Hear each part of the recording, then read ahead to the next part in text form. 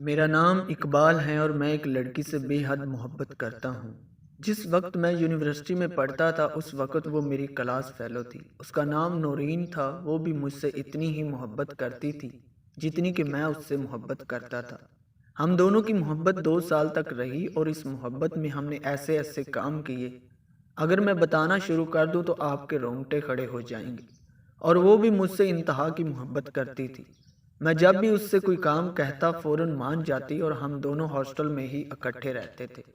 میں جب بھی اسے شادی کی بات کرتا تو وہ نہیں مانتی، آگے سے کہہ دیتی ابھی میری عمر ہی کیا ہے، ابھی تو میں بس 15 سال کی ہوئی ہوں، لیکن اس کی عمر 22 سال سے بھی زیادہ تھی۔ پھر میں نے اس سے کہا میرے گھر والے میری شادی کہیں اور کر رہے ہیں۔ اس نے میری بات کو فضول سمجھا۔ پھر میرے گھر والوں نے اپنی پسند کی شادی کی، پر میں اس رشتے پر خوش نہیں تھا۔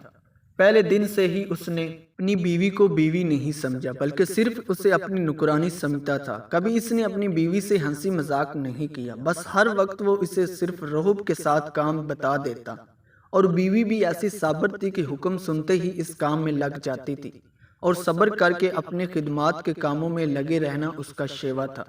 بیوی کا ظلم خاوند تھوڑی سی غلطی اور کوتاہی پر اسے بہت مارتا اور پیٹتا تھا۔ بیوی کو بالکل یہ حق حاصل نہیں تھا کہ وہ کبھی بھی کوئی بات اس سے پوچھ سکے۔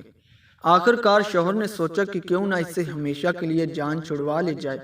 اب وہ اپنی بیوی وفادار کی موت کے لیے اپنے دوستوں کے پاس جا کر اس کو مارنے کی طرح طرح کی ترکیبیں دریافت کرنے لگا۔ آخر کار ایک ترکیب پر اتفاق رائے ہوا کہ مٹھائی بنوائی جائے اور اس میں زہر ملا کر اس کو کھلا دی جائے۔ اس طرح اس کا کام تمام ہو جائے گا۔ خاوند بیوی کے پاس وہ زہر آلود مٹھائی لایا اور بڑی محبت سے کہنے لگا اسے کھا لو۔ بیوی اس کی زندگی میں پہلی دفعہ اتنی محبت دیکھ کر بہت خوش اور حیرت زدہ ہوئی، اور اسے یہ بھی یقین ہو گیا تھا کہ اس مٹھائی میں زہر ہے۔ خاوند نے کہا اسے کھا لو۔ بیوی 3 دفعہ پوچھا کھا لو؟ اس ظالم نے بھی تینوں دفعہ یہی کہا کھا لو۔ اس بے مثال اطاعت شار بیوی نے اس زہر آلودہ مٹھائی کو خاوند کا حکم سمجھ کر کھا لیا۔ خیر وہ ظالم خاوند باہر چلا گیا اور دوستوں کے ساتھ جا کر بیوی کی موت کی خوشی کے جشن منانے لگا، اور اس کی موت کی خبر کے سننے کا انتظار کرنے لگا کہ ابھی اس کی موت کی خبر آئے گی۔ وہ یہ سوچ ہی رہا تھا اور اندر اندر خوش بھی تھا۔ اتنے میں ایک آدمی بھاگتا ہوا آیا اور کہنے لگا جلدی گھر چلو، تمہاری بیوی کی آخری سانسیں ہیں اور وہ بار بار تمہارا نام لے رہی ہیں۔ جب یہ ظالم خاوند گھر پہنچا تو بیوی سامنے پڑی تھی، منہ سے جھاگ بہہ رہی تھی، زندگی موت کی جنگ لڑ رہی تھی۔ جب یہ قریب گیا تو بیوی جس میں اٹھنے کی سکت تک نہیں تھی اٹھی اور اس کے پاؤں میں پڑ کر گڑ گڑا کر کہنے لگی مجھے معاف کر دینا، میں آپ کے قابل نہ بن سکی، قصور سارا میرا ہے، میں آپ کی خدمت بھی نہ کر سکی، اور اس کی طرف ٹکر ٹکر حسرت بری نگاہوں سے دیکھنے لگی۔ اس کی آنکھوں میں آنسو تھے کہ رکنے کا نام ہی نہ لیتے تھے۔ اس کی یہ تابعداری، فرما برداری اور سچی محبت اور خلوص کو دیکھ کر اس آدمی کی آنکھیں کھل گئی۔ بس جیسے ہی اللہ نے اس کے دل کی آنکھیں کھولی وہ جلدی سے اپنی بیوی کو لے کر ہسپتال کی طرف بھاگا۔ ڈاکٹر نے جلدی سے اس نیک دل خاتون کا معدہ واش کیا اور سارا زہر نکالا، اور وہ آدمی بھی اللہ کے سامنے گڑ گڑایا اور اپنی کوتاہیوں پر اللہ کے حضور معافی مانگی۔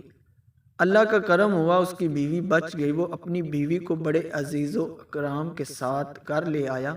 دن بدلے بیوی کا صبر رنگ لایا۔ اب وہی خاوند جو دوسروں کے سامنے اس کی بےزتی اور نکرانیوں والا سلوک کرتا تھا، نہایت اکرام و اعزاز کرنے لگا۔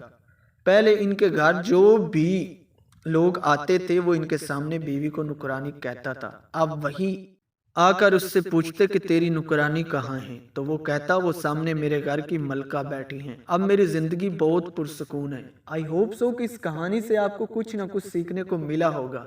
دوستو اگر اس طرح کی بیوی صبر کرنے والی، حسن سلوک والی اور خوبصورت آپ کو مل جائے تو کبھی بھی اس طرح کا ظلم مت کیا کرو۔ ملتے ہیں کسی نیکسٹ ویڈیو میں، مجھے دیجیے اجازت۔